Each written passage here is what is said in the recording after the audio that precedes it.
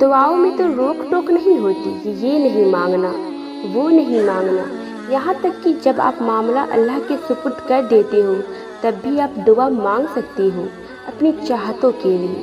اللہ تو کہتا ہے تمہارے جوتے کا تسمہ بھی ٹوٹ جائے تب بھی مجھ سے مانگو، نمک ختم ہو جائے تب بھی مجھ سے مانگو۔ میری امی ہمیشہ کہا کرتی ہے جب بھی مانگو اللہ سے کھل کر مانگو، اس کو اپنی دعاؤں سے بتاؤ کہ یا رب اتنا یقین ہے تیری رحمتوں پر، اتنا آس لگائے ہوئی ہے تیرے کن کی۔ ہمیشہ ہر چیز ہر بات اللہ کو بتاؤ، اسے دوستوں کی طرح بات کرو۔ دل جب بھی تڑپنے لگے تو اس کی طرف بھاگ کر جاؤ، جب سب کچھ ناممکن لگے تب اسے ممکن ہونے کی دعا کرو۔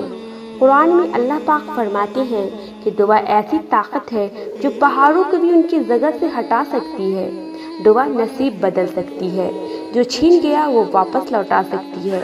دعا چاند کو ٹکڑوں میں تقسیم کر سکتی ہے، دعا سمندر کو 2 حصوں میں تقسیم کر سکتی ہے، دعا دہکتی ہوئی آگ کو ٹھنڈا کر سکتی ہے، دعا غم کو مسکراہٹ میں بدل سکتی ہے، دعا اللہ کو منانے کی طاقت رکھتی ہے۔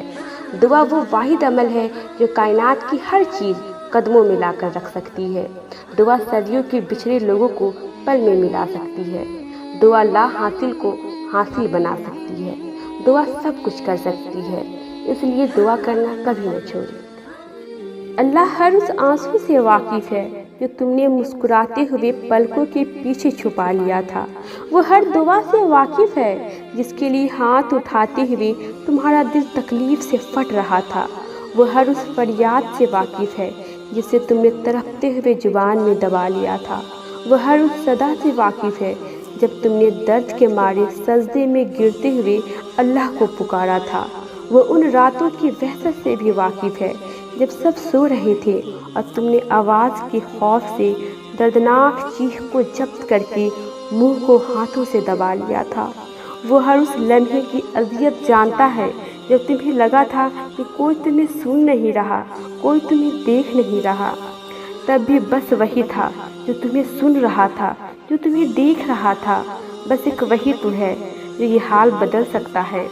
اللہ پاک کو سب پتہ ہے کس نے کس کے ساتھ کیا کیا اور کس نے رات بھر سو کر گزاری اور کس نے رو کر۔ بس آپ کو صبر رکھنا ہے، اللہ سب کا حساب لے گا۔